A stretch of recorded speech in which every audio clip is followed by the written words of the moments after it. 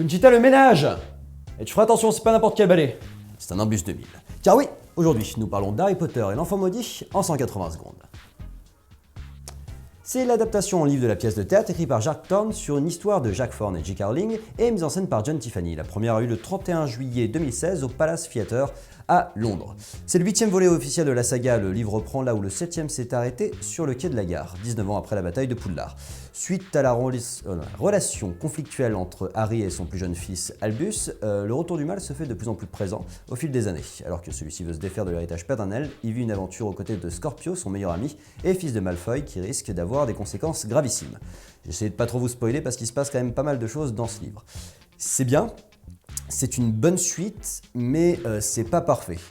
En fait, c'est pas pareil. Du coup, voilà, il y a les cartes nostalgie, moi, qui m'a pris quand j'ai acheté le bouquin. J'ai vraiment espéré redécouvrir ce que j'avais pu découvrir avec le 5, 6, 7, où on les attendait chaque année. Et c'est pas exactement le cas. Parce que, déjà, c'est pas un livre, c'est pas un roman, c'est une pièce de théâtre. Et ça se sent terriblement en style, c'est beaucoup moins littéraire. Et c'est fait pour être joué, en fait. Alors, c'est pas gênant sur le propos global, on a juste des actions qui sont beaucoup plus rapides, les années passent à une vitesse folle, les actions passent très très vite, puis ça se lit très vite.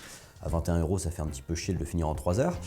Mais il y a des soucis sur les scènes d'action globalement qui sont du coup moins lisibles, parce qu'elles sont pas beaucoup décrites et elles sont faites pour être décryptées par les acteurs. Et que nous, en tant que lecteurs, on s'y attarde pas forcément, donc des fois on se dit je reviens dessus, j'ai pas tout bité. Il n'y a pas énormément d'action, donc c'est pas gravissime là-dessus.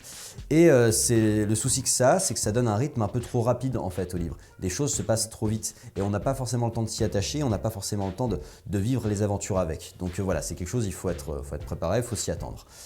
C'est une sorte de fanfiction à côté de ça, dans tout ce que ça a de bon et tout ce que ça a de moins bon. Donc c'est pas vraiment une suite, ça se défait pas des autres volets et ça propose pas quelque chose de nouveau, ça joue vraiment sur la corde émotion de ce qu'on connaît.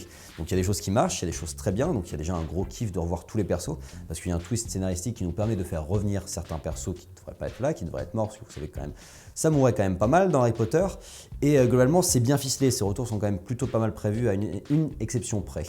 Mais du coup, ce qui est pas bien, c'est que c'est un peu facile, quoi. C'est un peu facile de jouer sur la corde d'émotion. Et puis il y a certains retours de perso, je pense notamment à un où on se dit non, là-dessus ça c'est pas justifié. Il y a un effet papillon dans le temps en fait, et l'effet papillon ça justifie pas tout, c'est un petit peu facile. Le fond est plutôt joli, il y a le rapport père-fils, le poids de l'héritage familial et c'est plutôt bien géré. En plus, on a un effet miroir sur le personnage d'Albus qui est plus proche d'un Malfoy que d'un Potter. Et ça, c'est assez intéressant que le fils ne ressemble pas forcément au père. Mais le souci, c'est que les situations sont un peu théâtrales et qu'on a une fin un peu grossière, un peu à l'eau de rose, où c'est le pouvoir de l'amour, ce qui a toujours été le cas dans Harry Potter, mais ça n'a jamais été dit avec autant de facilité. Et là, c'est vraiment dit comme ça. Donc à côté de ça, c'est un vrai plaisir de retrouver Harry Potter, mais ne vous emballez pas, il s'agit bien d'une pièce de théâtre faite pour être jouée avec ses codes propres et ça gagnerait à être vu au théâtre. À côté de ça, l'histoire gagnerait à être vue en scène donc, et le livre souffre un peu de la comparaison avec les autres volets. Top! Voilà, je me suis perdu parce que c'était un petit peu commasse comme livre. J'espère que ça vous a plu, un petit peu plus qu'à moi. Moi, j'ai quand même bien kiffé parce que c'est Harry Potter, donc forcément, lorsqu'on se replonge dedans, on oublie les défauts et juste c'est un gros kiff. Et puis, je vous donne rendez-vous très bientôt sur la page YouTube de Directive Première pour d'autres critiques en 180 secondes. D'ici là, likez, commentez et abonnez-vous.